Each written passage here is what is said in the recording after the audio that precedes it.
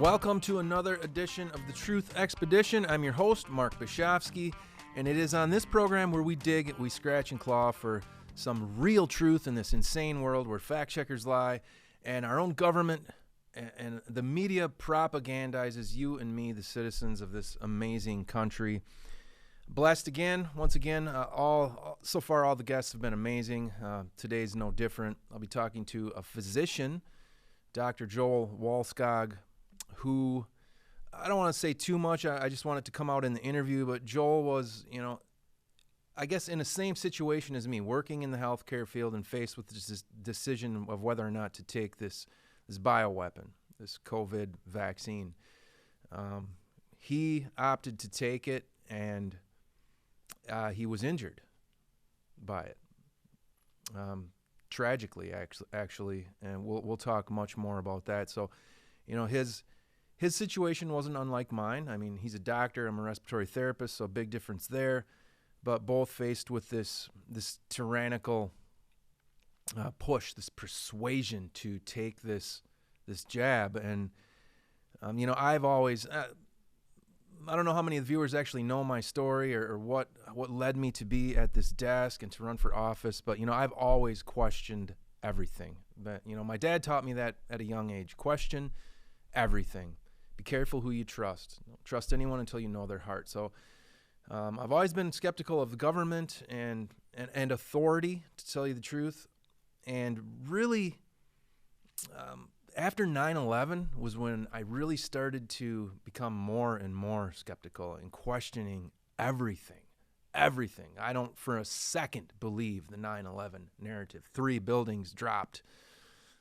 Like a controlled demolition with 2 airplanes in the Pentagon. There's no airplane, no video footage. This is the most surveilled building on planet Earth. Cameras from every angle, every direction, and they cannot show us one piece of video footage where an airplane actually hits the Pentagon. Now, I don't know what happened, but I don't believe the regular narrative, the mainstream narrative.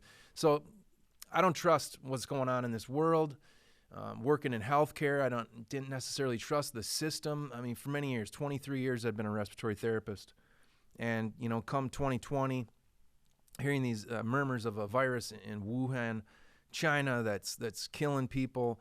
So I'm immediately asking questions. What's happening here? Is this true? Is it real? Is this a false flag?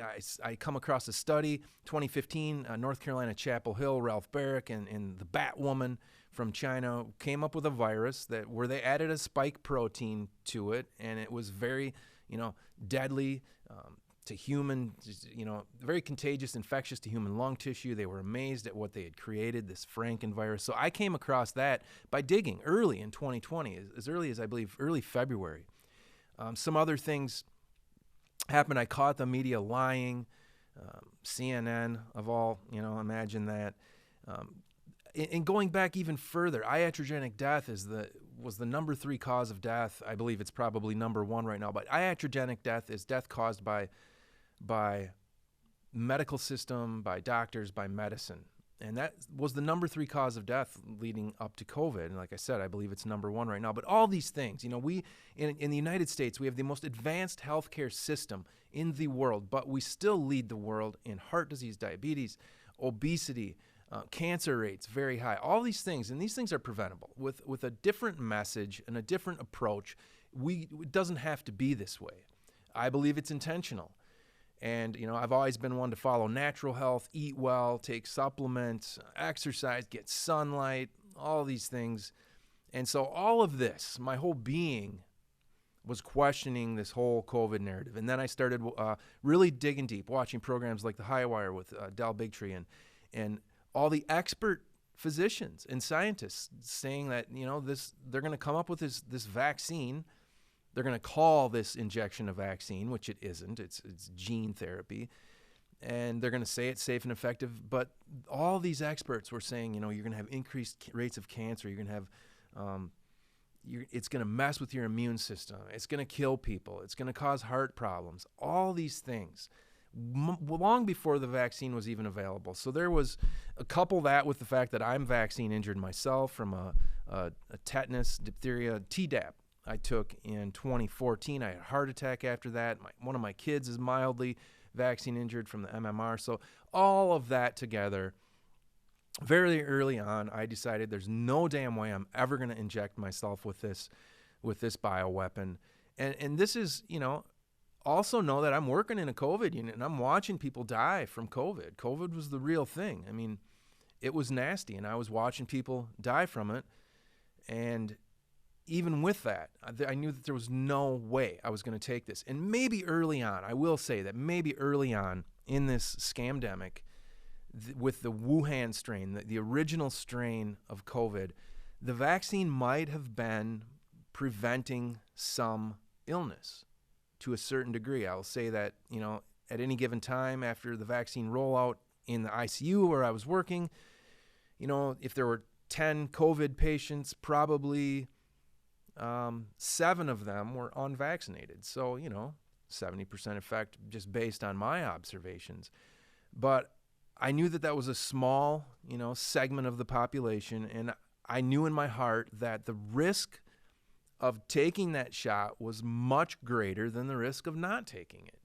And so what we've seen play out is that this damn vaccine is, basically completely ineffective and dangerous, especially for the strains moving forward, Omicron, all these.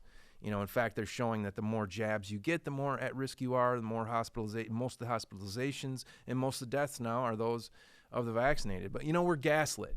And I can't believe at this point, I have the VAERS data in front of me here. I can't believe that at this point, what has to be in somebody's brain where they won't question this. To me, it's completely and utterly obvious right now. The VAERS reports are 35,611 deaths from the COVID jab, more than all vaccines combined over the last 50 years, just this one jab. But the thing is there was a Harvard study done years ago where they spent millions of dollars investigating this vaccine adverse events reporting system, the VAERS system. And what they found is that they're capturing between 1 and 10% of all the adverse events. So if there's 35,000 deaths, in reality, you're probably looking at somewhere between 350,000 to 3.5 million. And hospitalizations, 206,000. So you're looking at, millions of hospitalizations. We may never know the real numbers. I believe we could know if real true science would do these proper investigations, because they know who's jabbed and who's not. We could know. So this is all bizarre. So, I'm facing my guest today, Joel Wallskog. I'm facing the same situation. Do I take this jab or, give up my career? I decided to give up my career because to protest, to become an activist, to do everything I could to try to make the world a better place for my kids. It's not just this damn vaccine and this scamdemic. It's everything going on in this world right now, and I'm terrified of the future. So I decided I'm going to resign. I'm not going to take this jab. And so that's what I did. In October 2021, I became an activist, started Stop the Mandate MN, held a bunch of rallies, just did everything that I could, having never been a public speaker or a community organizer. I just did the best I could, and ended up running for State House of Representatives in Minnesota. Did not win. I got beat by a leftist, a very progressive leftist, unfortunately. So that's how I found myself here at this desk running for State House of Representatives. So my story is similar to Dr. Joel Wallskog's story, but unfortunately, like I said, he was injured by this vaccine, and we're going to find out how bad and what path that has led him down, which is remarkable what he's done since this tragedy that he's had to deal with. So we're going to get to that interview here soon. I can't go forward without mentioning, like I do on every show now, Richardson Nutritional Center. I'm asked all the time to promote certain products and services, and I won't do that unless it's something that I 100% believe in myself and actually take myself. So you can get your apricot seeds, your amygdalin, your Laetrile at rncstore.com. and you can also get this book there too, World Without Cancer. And I would say don't buy these apricot seeds or the Laetrile before you read this book. I believe in my heart 100% that this molecule, amygdalin, which is in apricot seeds, can help prevent or control cancer. I have a lot of cancer in my family. So after reading this book, I mean, there's studies, Sloan Ketterling, the anecdotal evidence showing that this molecule can help to prevent and control cancer is pretty overwhelming. The amygdalin was in foods that we were eating for thousands of years, different grains and nuts and seeds, but they're not really in our diet anymore. And so that's one of the theories why cancer, and I don't believe there's one cure to cancer, but I don't believe in the mainstream money-making chemo, burn, cut, poison method of treating cancer. So definitely read the book World Without Cancer. You can get it at rncstore.com. You can get Laetrile capsules. You can get apricot seeds. I eat about 20 to 30 of these a day now. They recommend 3 per hour until your stomach kind of gets used to it. I never had any upset stomach, and all the people I've spoke to who take it have not either. But I'm taking 20 to 30 of these a day, just kind of in a hope that it will prevent me from getting cancer. Knock on wood. So if you, like I said, you can get them at rncstore.com. Use the code TruthExpedition, one word, TruthExpedition at checkout to get a 10% discount on all the products there. I believe that's about all the house. I do want to mention also, so this excess death I've been researching. If you follow my Facebook page, you see that there's, at this point probably thousands of young people who have died. We don't know if all of them are from the vaccine or not. If you've read Ed Dowd's book, Cause Unknown, you would come to the conclusion that yes, indeed, these excess deaths are being caused for the most part by these vaccines. But more recently, it's gotten closer to home. I mentioned it on the last episode, but somebody very close to our family, a 23-year-old man in the peak of his physical condition, played Division I college sports, didn't wake up. This is just a horrible, horrible tragedy. Did not wake up. He's no longer with us. Funeral was yesterday for this young man, and it breaks my heart. It breaks my heart, and I hope to God that somebody's asking questions and we'll get to the bottom of this and find out what the hell happened. And then even more is a young girl. I don't want to get into too many details here because it's too local in my hometown. A young girl, 16 years old, same thing, didn't wake up. And from what I've seen and what I've been told, probably vaccinated. And again, will we ever know? I don't know. I hope to God that those that have perpetrated this scamdemic will someday be held accountable. Yeah, sad. It's a crazy world we live in. Absolutely insane world we live in. So that's kind of what I wanted to say moving forward as we get into this interview today with Dr. Joel Wallskog. I'm going to check right now on the computer to see if he's landed virtually, and we're going to get into this interview. Again, thank you for tuning into the Truth Expedition, and enjoy this interview with Dr. Joel Wallskog.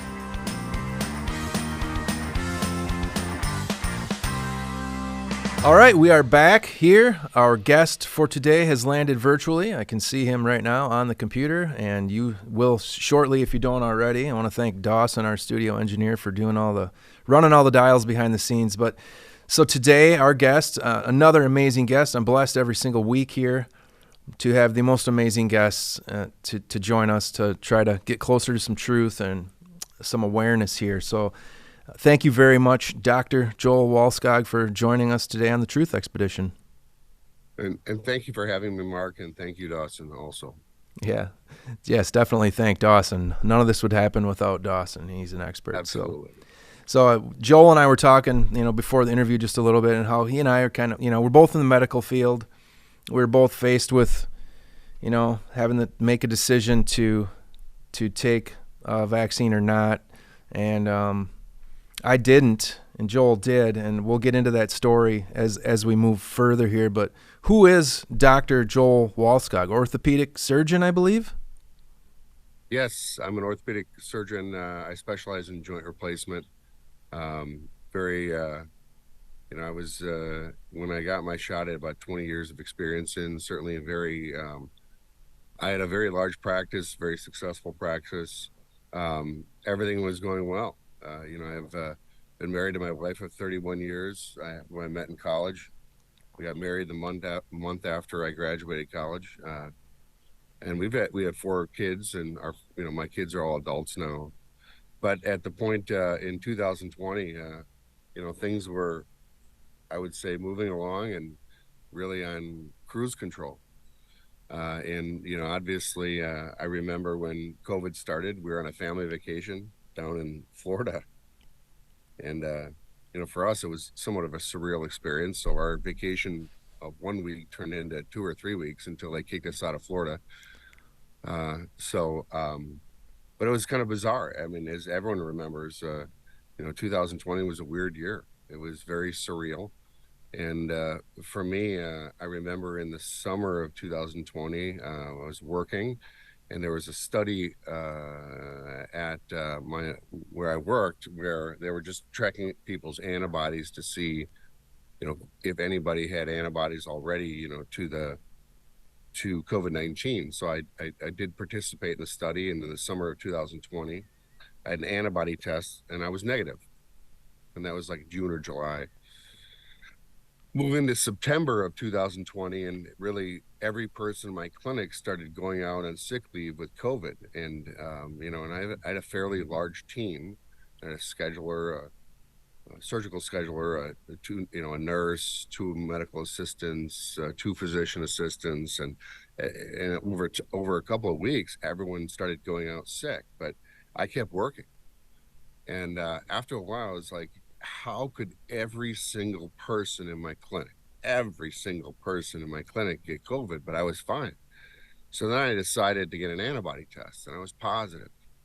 So I basically, had an asymptomatic infection. And I remember the day I was like, well, what do I do? Because all these, the talks about the vaccines were coming out, and we were, of course, part of what was called, if you remember back to the 1A group. So the 1A group was the healthcare workers, which were the first ones to be vaccinated. So I remember actually sitting down and going on the computer at work and looking at what do I do? And, it really said, even if you have an infection, you wait 90 days and you get a shot. And that was in September. And I did have, I think, in the back of my mind, some thoughts about natural immunity. But again, what I always say, Mark, is my entire career, I was part of the machine of healthcare, and which I trusted, which I really did trust. And, but I did have a little glimpse of thought, I remember, about natural immunity. But, as we moved into December, and that's when about my 90 days were up, and that's when really the rollout was happening with the healthcare workers. So December of 2020, a very good friend of mine got COVID. He was 47 years old, very healthy, prior college football player, super healthy. Got no early treatment, basically was told to stay at home, stay at home, stay at home. And then by the time he got to the hospital, 2 weeks after his symptoms started, I mean, the guy was almost dying. And he ended up getting admitted, got really, again, what we know now is no appropriate treatment. And in fact, got intubated early, ended up getting a tracheostomy, a breathing tube in his neck. Really? And he almost died. And to this day, I mean, he's not doing well. He has very, very, very severe long COVID. But that kind of shook me personally. And really, then I got the call, or I got an email in the end of December to say, hey, your number's up. You're part of the 1A group. Come get your shot. And then at that point, I didn't really think about it more. And I went and got my one and only Moderna shot on December 30th of 2020. And it was certainly pretty uneventful. You get a shot, it's no big deal. Yeah, your shoulder's sore, but no big deal. But move forward about 5 to 7 days, and I remember I woke up out of bed and one morning, and I told my wife, I said, my feet are numb. She's like, what do you mean? I'm like, no, my feet are numb. I mean, like when I say, Mark, paresthesia, so pins and needles. And I didn't know what to think of it.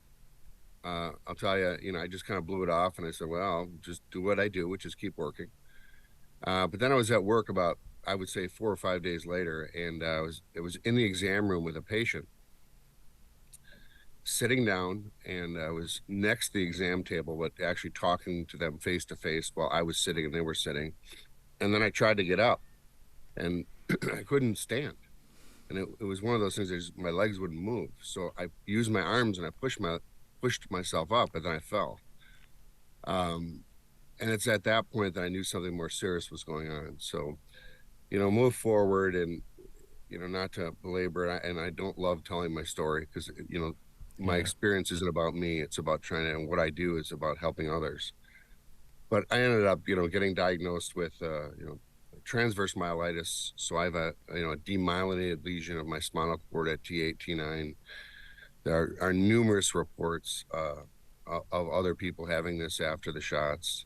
In fact, if you remember back, AstraZeneca got, with their trial in the United Kingdom, got delayed twice for just 3 people with transverse myelitis. But so I have this lesion in my spinal cord, and I subsequently have like a lot of what we call autonomic dysfunction. So, and I'm sure you know what that is, Mark, but I'll Yeah. just say to your listeners. So your autonomic nervous system is that part of your nervous system that controls involuntary functions like breathing, sleeping, heart rate, blood pressure. So if I don't take medications, my resting heart rate is about 130 when I sit. And Still. normal is like 80 for your listeners. And Yeah.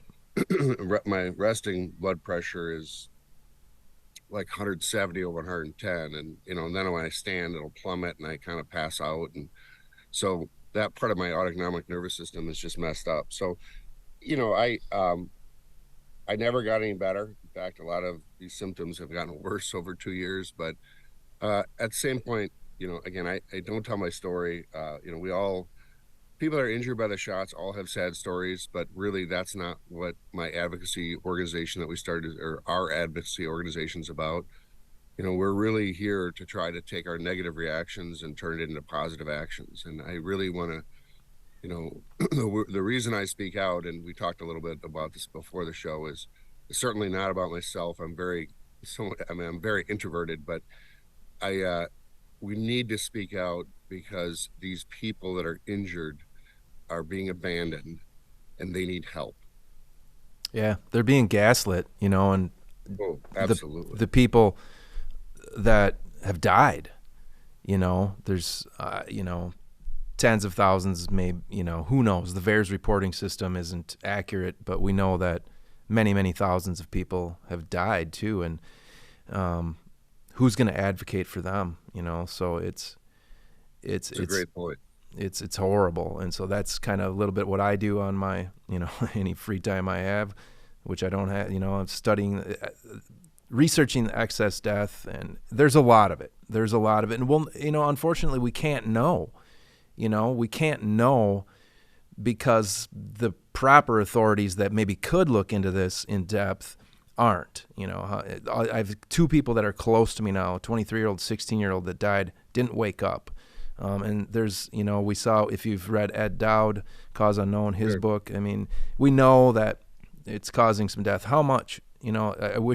I hope someday we do find out. But just moving back a step here, when you woke up that day and your feet were numb, and then a few days later couldn't stand up, I mean, at what point in the process did it first come into your mind that this could be vaccine related?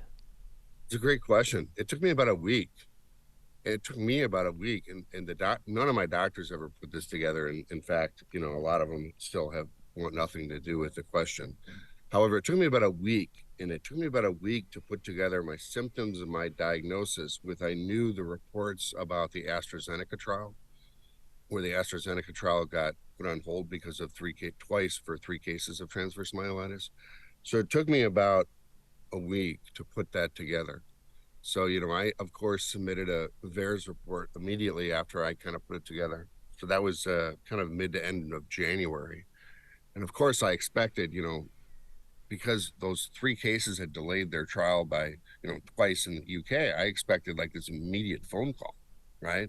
So I was like, oh my God, this is potentially huge. And I'm really worried about, CDC and the FDA's got to know.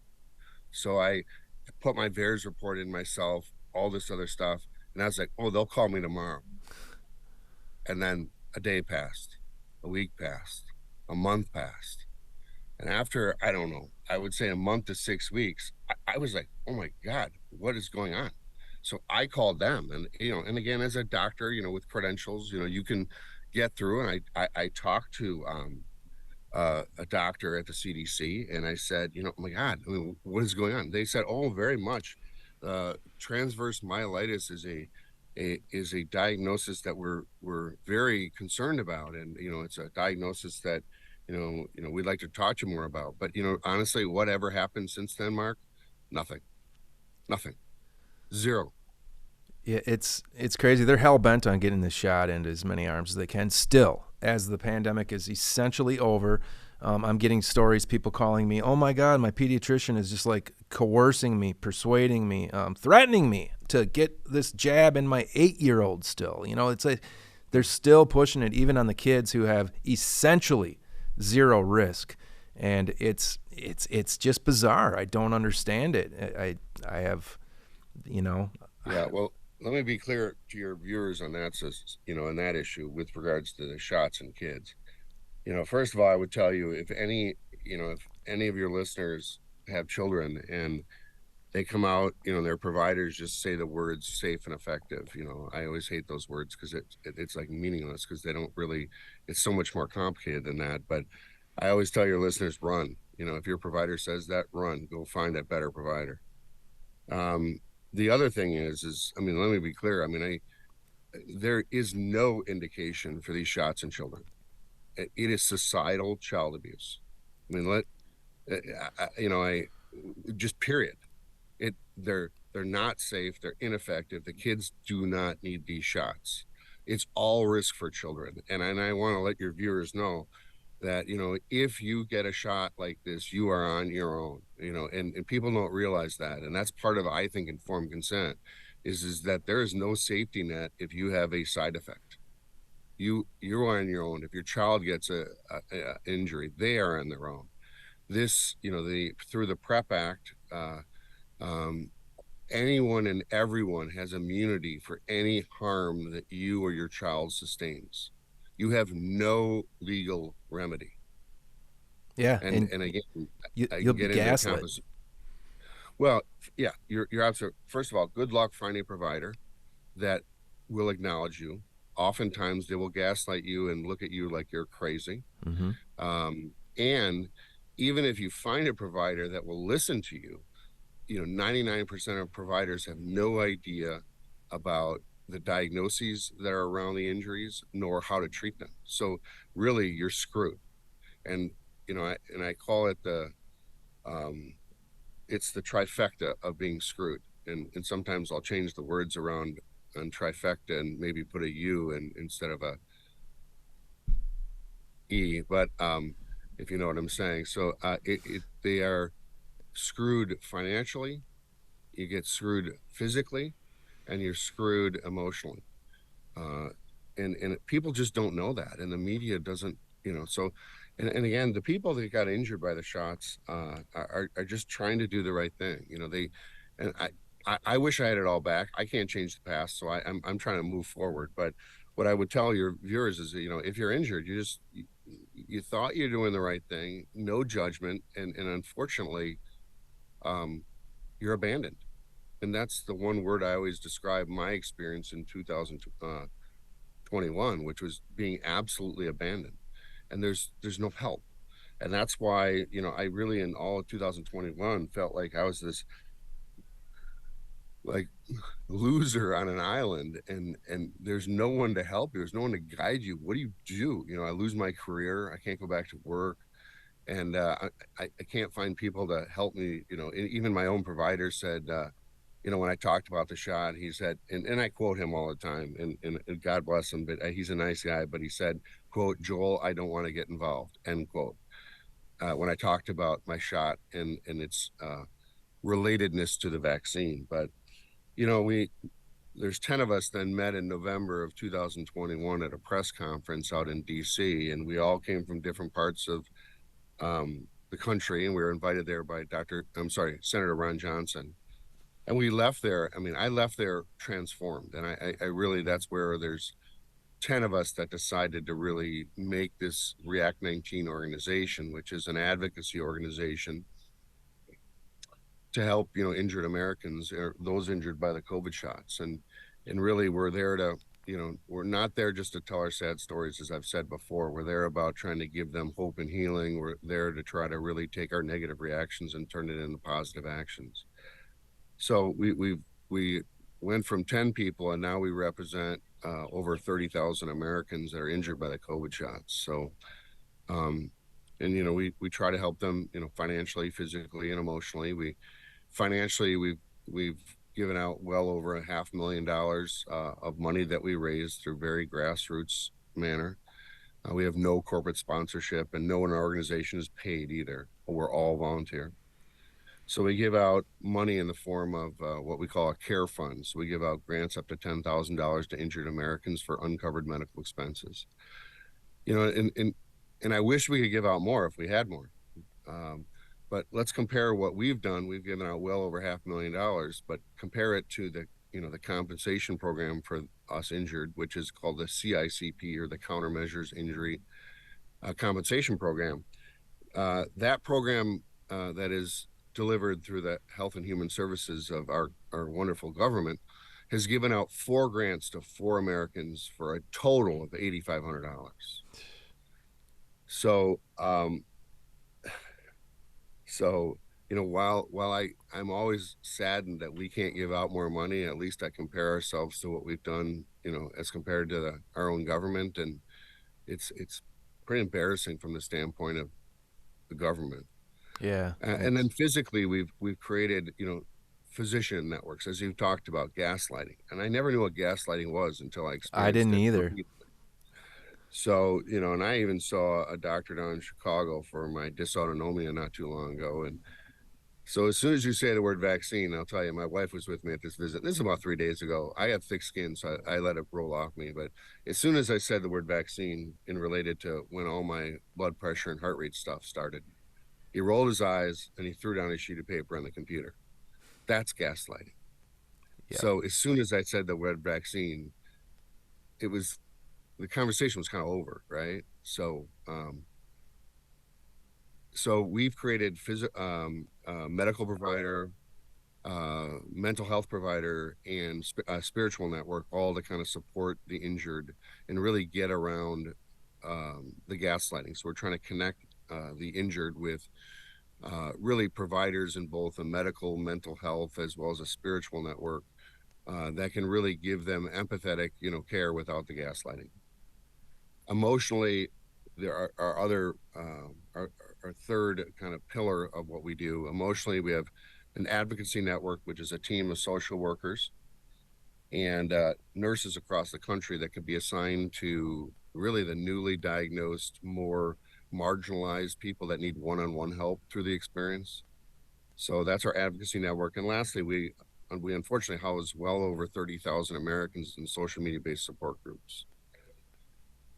And as we're a nonprofit, we certainly don't support any given political party or political candidate. We certainly do get our needs known at the federal level. Particularly, our biggest challenge is trying to overcome this compensation program that has really hosed all these people that are injured. So we spent a fair amount of time working and really talking to politicians about trying to get a bill to really totally reform the compensation program for those injured. So that's kind of in a nutshell what we do.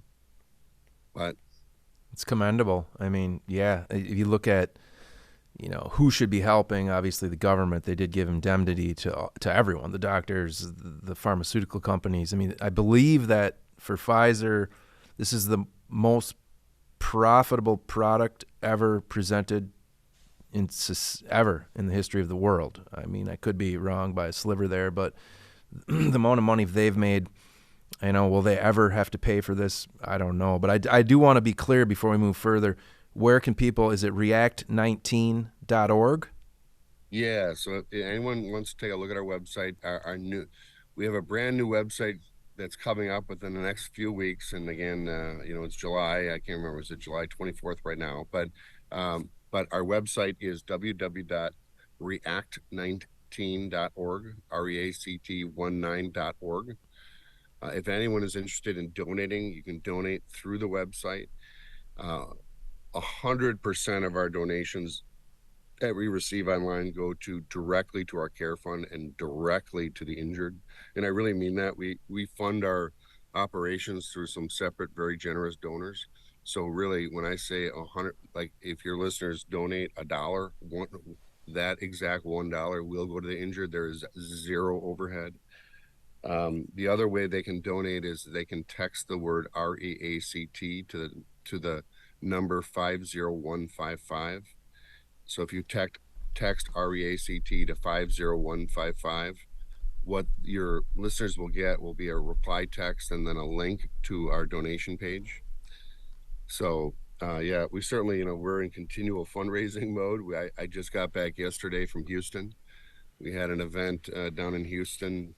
Well, two events actually. We had Jeff Butler from the Houston Symphony held a concert on this last Friday night, and then donated the proceeds. And then we had a all-day event in Conroe, Texas, which is just north of Houston, on Saturday, which was awesome. We had at least 10 speakers, and we had a plethora of musical performers. We had Mickey Willis, I'm sure Del Bigtree, Peter McCullough, numerous other speakers. It was fantastic, and it was good because it was it was at a fairgrounds, and we had, for kids, we had a dunk tank and we had face painting, and it was nice to have an event that was positive. In 2022, a lot of us have gone around the country speaking and going to in different engagements that were, and everyone's telling their sad stories, but this was a good event because it was an attempt to try to, be positive and where can we go from here? Yeah, that's commendable too. I mean, because it's really easy to get trapped in that vacuum of anger, and distrust and everything that goes along with it. But to try to stay positive and have a decent attitude, and try to help people is important. I would ask. I know for sure there are going to be one or two viewers that will say he's a doctor, he should have known better. I will tell you that I don't see it that way. I mean, I know people who took the shot, even after I softly tried to explain you shouldn't. But everyone's in a different place. It was a scary world in 2020. But again, I have empathy and sympathy for anyone who has been injured. I mean, for anyone who's suffering. And the same goes for anyone who, at this point, I believe, was coerced or lied to. But what would you say to people that would say, he's a doctor, he should have known better? Sure. Number one, I agree. You can criticize me. I mean, I have thick skin. I don't want, number one, I agree. I try to tell, when I told my story, first of all, my entire life was really part of the healthcare system. Really. I mean, I was on a hamster wheel of life, not thinking what I was doing, just doing. I mean, I worked 70, sometimes 80 hours a week, and I just did. I didn't think. Can I criticize myself? Sure. Can people criticize me? Sure. And frankly, I don't disagree. I should have thought more. But what I would tell you is I trusted the system that I was part of, number one. Number two, remember 2020. I mean, think about the fear that was instilled in us. And when you live under fear, you're more, amendable to living under, giving up control and living in tyranny. And I'm a human being. I mean, it just like anybody. Yeah. And the other thing is my particular circumstances. I just tell you, I really got freaked out in December, right before I got my shot, when a good friend of mine, again, got in retrospect, everything done wrong medically, and he almost died. And that kind of freaked me out. And should I know better? Absolutely. But I can't change the past, and people can criticize me, but I'm not, and the reason I'm public about this is I'm trying to help all these people that are injured in a very non-judgmental way. I don't care why they got the shot. there's everyone has their own reasons, right?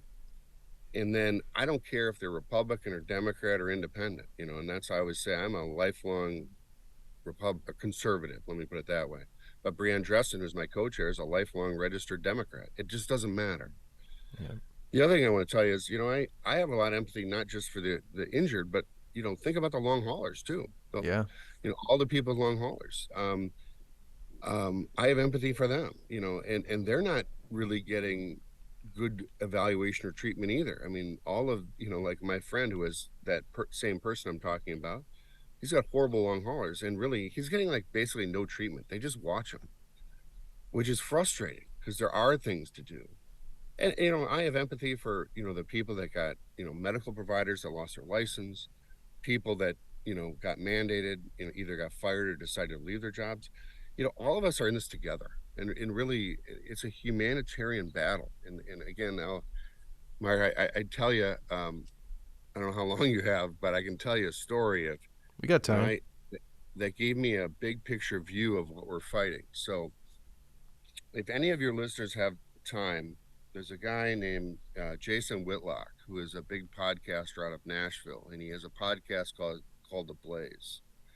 And I went down to Nashville to we were going to do a podcast about COVID, and RFK Jr. was there, Robert F. Kennedy Jr. was there. I was there with Senator Johnson, John Stockton, Ken Ruckers, a bunch of people. And I would encourage your listeners to look this up. It's called the COVID cartel. But the story isn't really what I'm going to tell you is about the podcast. It's the night before. So I fly in there in Nashville. I get to the hotel. The whole group had already been there and went to dinner. And then we all met. And I just started meeting these people all hanging out in the hotel lobby, sitting down. So this guy who I never met was kind of, I don't want to say disheveled, but a bearded guy, kind of had a t-shirt, hoodie, jeans, and was just kind of hanging out when most of us were kind of in business clothes. And I sit down next to him, introduced myself, and he introduced himself, but we just said our name. And he says to me fairly abruptly, "Who's our enemy?" And I was kind of like,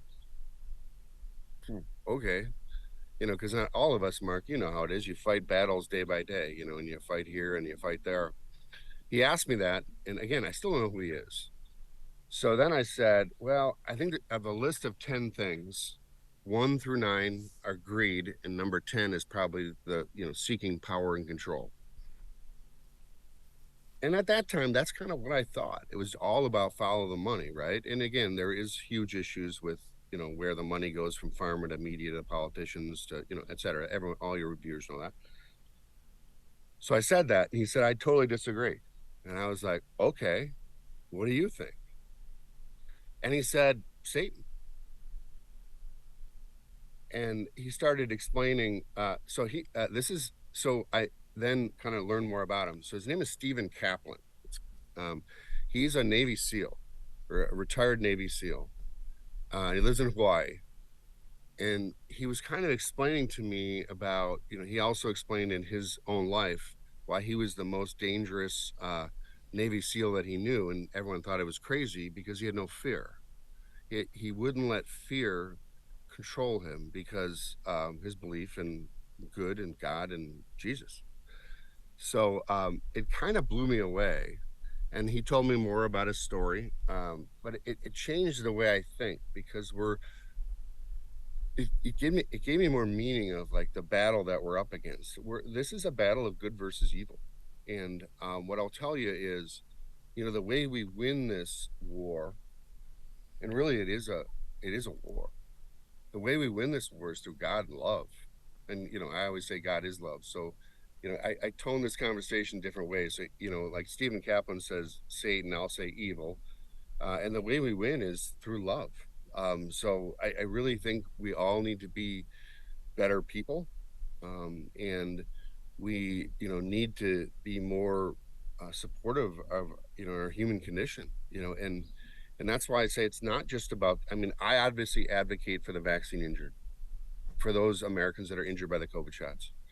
But it's a bigger battle that we're up against. And I encourage your listeners, if, the RFK Jr. He talks for a good half hour to an hour, which was amazing. Talking about the whole COVID experience kind of being a beta test of control, and look at how a little fear that was instilled in us in 2020 caused all of us to give up so much freedom and liberty, and really not question it. Yeah. And now, in retrospect, what were we thinking? We were completely lied to, and I've been saying kind of a lot of the same things over the last 2 years, and a lot of things I've been saying, I said in 2021, now in 2023 have all happened. I said, hey, these shots aren't as safe as you think they are. These shots are not as effective as you are, and every time, a data dump comes from, now a new data dump came out from Moderna, or all the data dumps from Pfizer, or the reports about, the censorship from social media, and, finally, as your listeners probably know, I mean, the Twitter files come out, and yeah, even censor stories that are real so as not to interfere with the current narrative. That's evil. Yep. That's evil.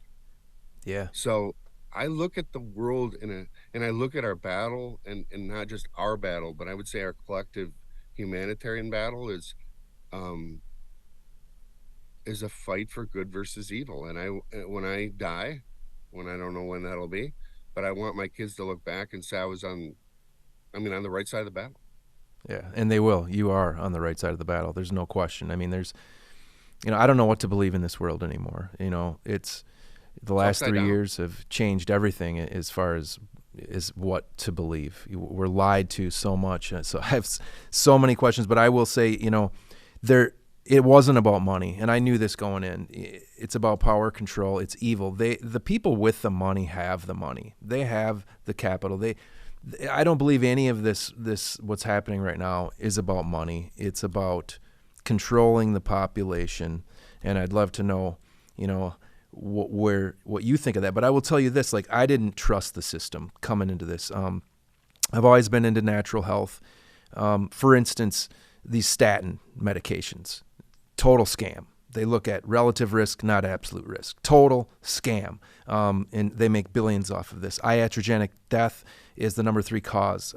Whereas we have the best, of industrialized modern nations, the best healthcare system in the world, yet our kids are like 70% more likely to die in their first year of life than all the other countries. You have the fact that we lead the world in heart disease, obesity, diabetes, very high in cancer, all these things that really, could be addressed in a different way, and it doesn't have to be this way. I don't trust any part of this system, and I didn't beforehand, and that's why I knew I was never going to take this jab. I mean, I guess I was kind of a conspiracy theorist, which started for me back 9/11, really. I'd always questioned things even before that, but from that point on, looking in, what I've come up to now is again, your take on this, I believe there's a process right now going on of depopulation. They talk about it openly. They have since the 70s, this whole climate change narrative. I mean, Kamala Harris just said it in a speech. We need to reduce the population. Gates has said it. They've been talking about it. I think they're killing us. What would you say to that? I believe you. I mean, again, Bill Gates has unapologetically said, and your listeners probably all know this, we need to reduce the population by 10 to 15%. I mean, he says that unapologetically. So, I mean, again, the other thing I want your listeners to think about is the word population control and control the population. Both ways, that's what it's about. So it's about population control, but they also want to control the population. And that's where, we get into some very scary tactics where we're going to have this digital, health passport through the World Health Organization. So, our healthcare and our, will be monitored, globally, which terrifies me. I used to think, like a lot of people that talk about this, like you do and I do it right now, are crazy conspiracy theorists, but it's not a conspiracy when everything we say is happening. Mm-hmm. So it's time to wake up, everyone to wake up. This is a much bigger fight that we're up against. And I'm terrified of healthcare. So and again, Mark, you're in healthcare, I'm in healthcare, and I'll tell all your listeners, okay, so our healthcare system is screwed. It is a system that is based on keeping you ill, because if you're ill, we can make more money off you. It's a revenue based system. It is not a value based system. If you're sick, we can do more procedures, more more testing, more surgical procedures, and that's how the healthcare business works. It's a revenue based system that's based off of keeping you ill.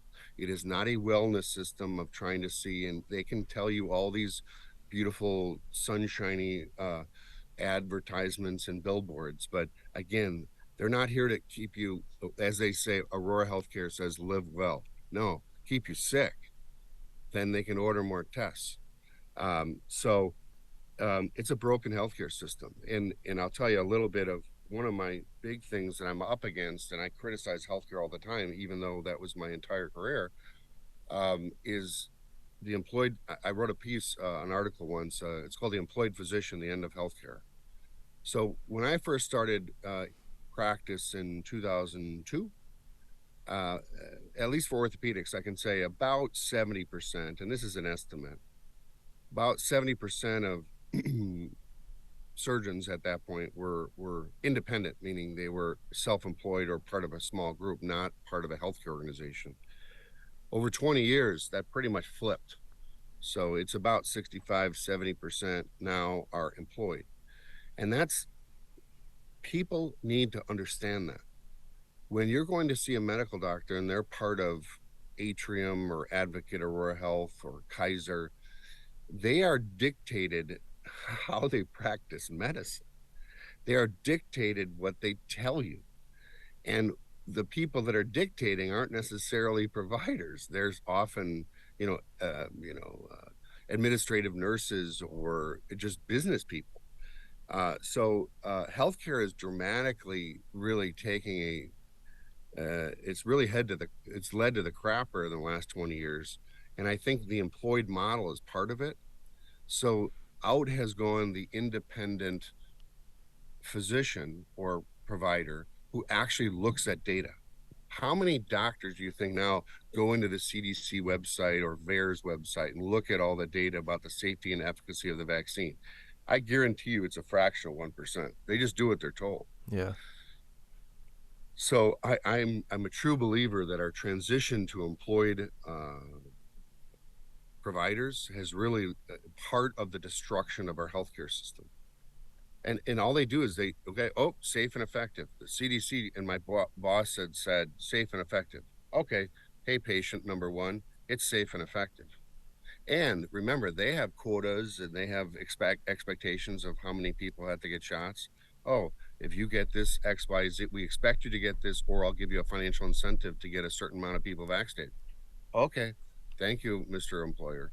I mean, people, it's that crazy. The independent physician scientist is gone.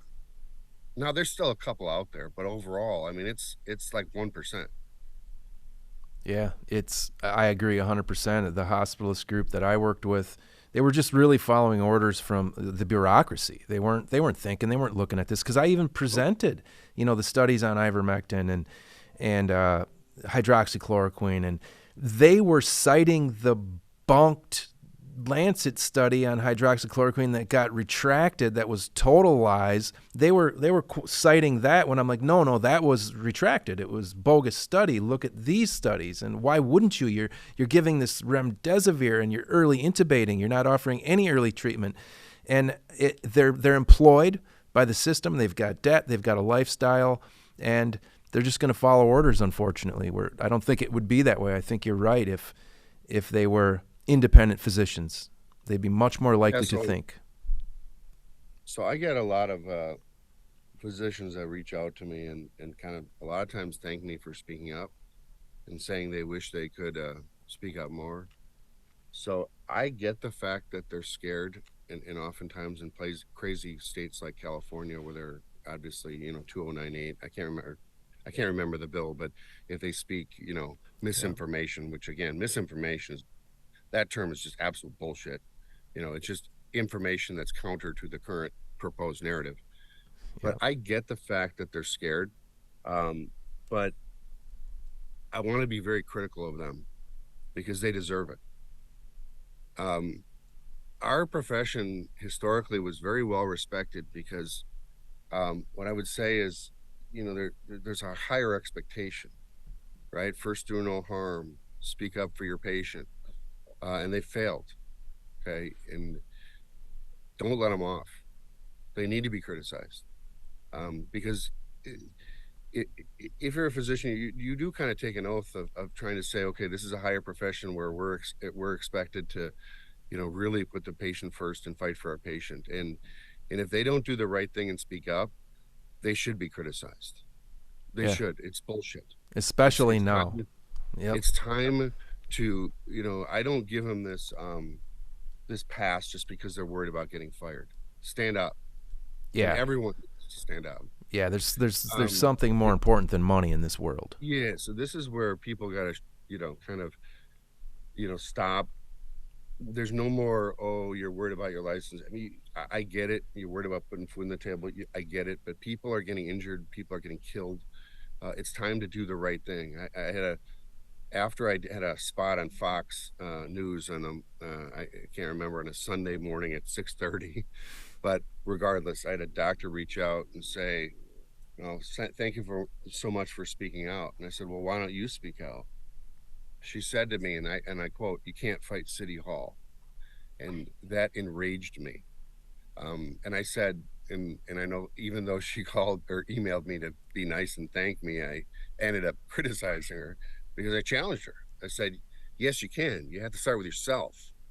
And that's why I always encourage people, educate yourself and do something. Just, we don't need any more armchair quarterbacks. There's something called a say-do ratio, and the say-do ratio is, the ratio between what you say and what you do, right? So the number one thing is, if you have a say-do ratio of 1, obviously that's good. If you have a say-do ratio of 10, that means for every 10 things you say, you only do 1. So I'm really kind of, pushing people, just do something, whether it means you know, go to your church and form a support group for some people that have long COVID or COVID injury, or, go to your local legislator, get involved in politics, tell your politicians what you think about this compensation program that has hosed the people that are injured by the COVID shots. But if everyone just did something, it doesn't have to be 100 things, just something, the world would be a better place. But we all just can't sit by anymore. If we don't do anything right now, I think this world, and I'm confident, I mean, this world has fundamentally changed in the last 3 years, but I think in the next 3 years, it'll be unbelievable how much worse it's gotten, meaning how much liberty we've lost, how much control we've given up, how much more fear we had to live in.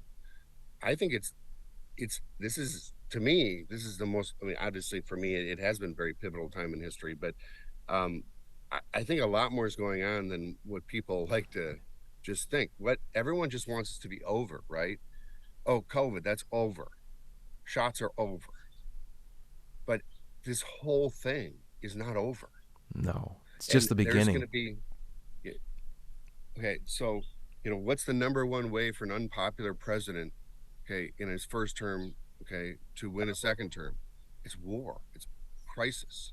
So I watch every day, and I know this is kind of conspiracy theory stuff, but I watched Ukraine, I watch Taiwan, and say there's a war against China, there's a war against Russia. Oh, okay, now Biden gets a second term, even though he's incoherent. But there's a lot going on, and watch. COVID got rid of basically cash currency. We're going to digital currency. How many times you use cash a day? Well, guess what?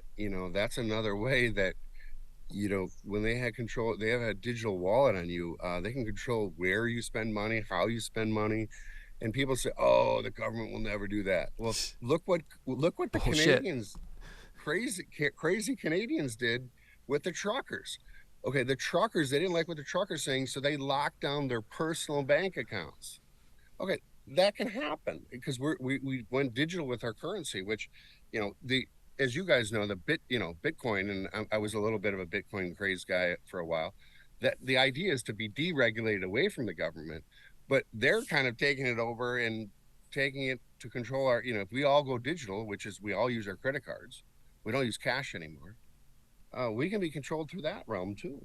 Yeah, absolutely. And I big time. I really dove into the cryptocurrency stuff in 2020, and you're right. Like right now, Bitcoin's kind of being centralized to a certain degree, but there are, because I do think that we are headed to a digital currency. It's most likely the future, but there are cryptocurrencies out there that are untraceable, untrackable. Monero being one, XMR, where since its inception, nobody's been able to hack it. Nobody knows how much you have. Nobody can follow these transactions. So I play around with those a little bit, but I don't trust any. I think, I predict the internet or the grid goes down. I mean, they had the Cyber Polygon, the World Economic Forum. They had Event 201 before the pandemic. Then we had a pandemic. Well, they had Cyber Polygon last August, where it's the scenario simulation of when the grid goes down and the internet goes down, and it's like predictive programming almost. And I think you're right. I mean, what's coming in this world, I don't know, and it's conspiracy to a certain degree, but this is just the beginning. And you're right. So everyone has to do something. I was holding these rallies, and I'd get 5,000-7,000 people, and I was actually just pissed off because if that was a fraction of a percentage of the people who see what's happening. Now, if everybody who saw the scam would do something, this would be over. Mm-hmm. Yeah, no, I mean, again, for all your listeners, just do something, please. I mean, you got to speak up. We got to, we have to fight for ourselves. This is very grassroots. Remember, we don't have the politicians on our side. They are captured. We don't have the scientific journalists on our side. They're captured. We don't have the media on our side, or they're captured. They're all captured by pharma money. But, again, I still think it's a very much a bigger problem, however, than just the money. But the only way we're going to win this battle is through a grassroots uprising of just people starting speaking the truth and demanding the truth. It does work. Again, people can have in a very grassroots way. I mean, again, I'm not going to get into the Bud Light controversy too much, but let's take a look at the power of the people, right? So Bud Light lost their way a little bit and kind of forgot, remember Spuds McKenzie and all the girls in, bikinis and all, and again, whether or not that's right or not, I don't know, but that's Bud Light historically. They kind of lost their way and lost, their main target audience, and then went into this Dylan Mulvaney and trans, activism. And what's happened to them? Well, the people spoke. The people spoke, and Bud lost $30 billion of business or more. And that's what we need. We need people to collectively act. That's the only way we're going to do it, is through really grassroots uprising. Yep, I agree 100%. You can't trust the courts. You can't trust the legislature. It's a we the people movement 100%. Yep. Almost out of time here, but I have one more question for you. Big question. What do you think of, after all of your experience and all, I'm sure, the hours and hours of research you've done about all of this that's happened in the last 3 years, what is your take on all the other vaccines now? Okay, well, that's a tough question. Okay, so any vaccine on the mRNA platform, I would not trust, because that's a platform that is unproven and in my opinion, until proven safe, it is unsafe, and that's how all drugs should be. So the FDA, remember the reason for the FDA's existence, if you look at their mission on the website, is protect the public from drugs and medical devices. Well, they've failed. And the regulatory norm is when a drug comes in or a vaccine comes in, it's considered unsafe and ineffective, and the manufacturers have to prove the safety and efficacy. Well, that regulatory norm is out the window. The other thing is the other regulatory norms that they've ignored is never used untested drugs in kids, and never use them in pregnant women. Well, we threw that norm out the window too. This is an unprecedented time. But so first of all, all mRNA platform drugs should all be halted. They're trying to, it's funny that There's a mRNA platform now for RSV, which is flared up because of the immune dysfunction caused by the the Yeah. corona vaccine. So it's like you have a problem, okay? You create a problem that's bigger, meaning the vaccines, and then it creates other problems, and then you have another solution that create for a problem that you just created. So it's, I always say, from a business perspective, it's genius. It's revenue on revenue, if it weren't evil. Yeah. So I have to be honest with your viewers too. I mean, I'm true. Remember, I'm traditionally out, trained in medical school, and I have an MD and all this other stuff, and I'm board certified in orthopedics. But I would tell you, um, this experience has put my opinion of all vaccines in question. So I think we all need to educate ourselves. Why do we give hepatitis B vaccines to a child on the day of birth? Okay, on the day of birth, when their mother is already tested to be hepatitis B negative. Think of that.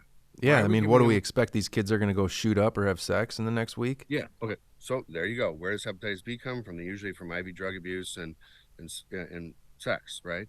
So the children are getting on the day of birth when their mother is already tested to be negative. So um, what I'm going to tell you is it's thrown my entire world, at least from a medical perspective, upside down. So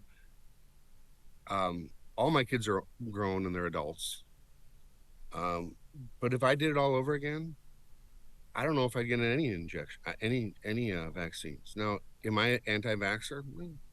Maybe, but I think I would go through one. If I had children, I'd go through one by one. Why are they getting this? What is it doing? What's the risks and what are the benefits? And I would say each one. Remember, when I was a kid, it was like 4 vaccines in the 70s, right? Yep. And now it's what, 76? Yeah. 54 shots, but 73, Okay, different think of vaccines. that. Yep. It's Think of insane. how many shots do you get. So if I were to do it all over again, I would start with, as a parent, I would say 0 vaccines, and I'd go through one at a time scientifically. And I'd hate to say that that's a pain in the royal ass for people, but that's what I would do. I would say the assumption is 0, and let's work one by one. Tell me why I got to get 73 shots, and what's each shot for? Yeah. Just because they have it doesn't mean you should get it. And again, I and I would look at it scientifically, which is, people say we're crazy anti-vaxxers and we're anti-science. No, I'm trying to get what's happening today in today's world, right? Okay, is 6 feet. You stay 6 feet apart. Was that scientific? No, we're Masks. mass scientific. No. We're mass scientific. No. No. Okay, are the vaccines safe? What's safe mean? I would say no. Okay. And I think the adverse event rate is, we're not being told the numbers, because as more numbers come out, we see, oh, there's a lot of adverse events. So are they effective? No, we've been giving shots. Okay. People, and everything I've been saying, like I thought would happen, was true. So if you're vaccinated, you're more likely to be hospitalized, you're more likely to die, you're more likely to get COVID, all this other stuff. And then you have other, it causes immune dysfunction.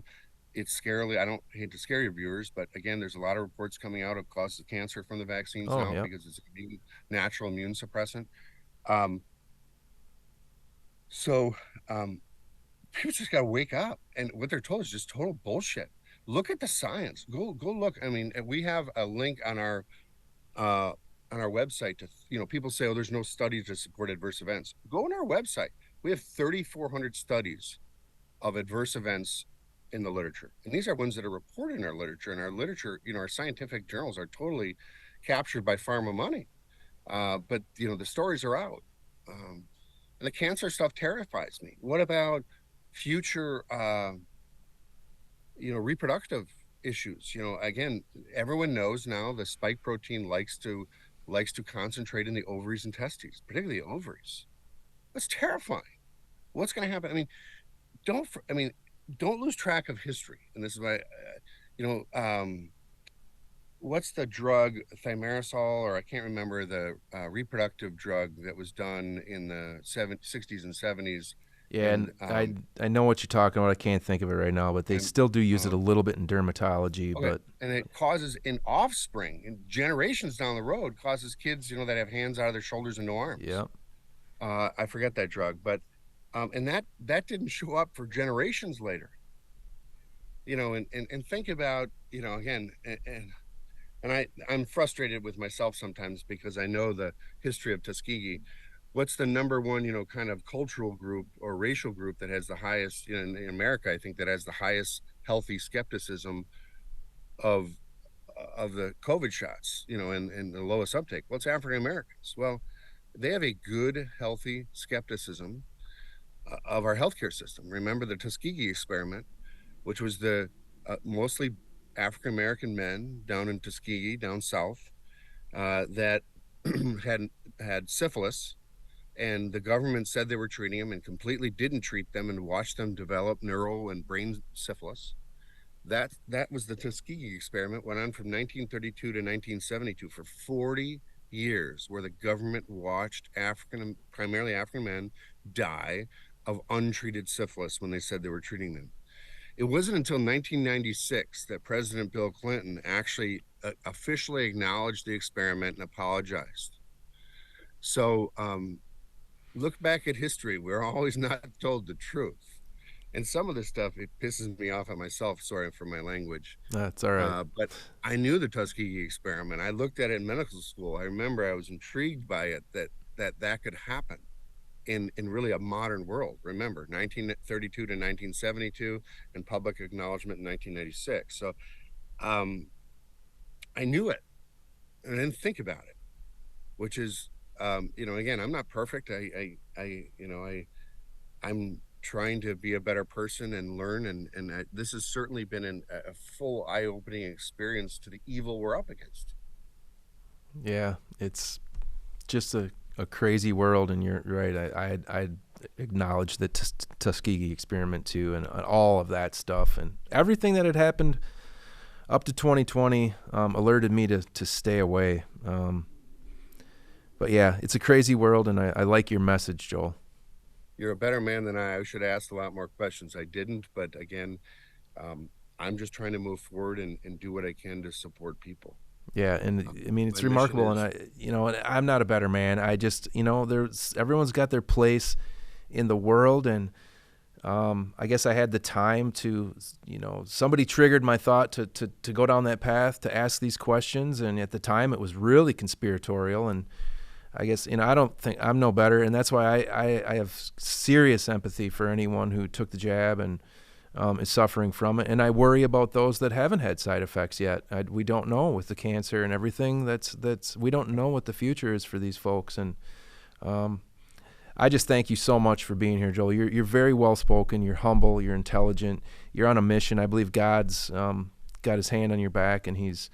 I think you're doing God's work here and helping people, and we all need to do more of that.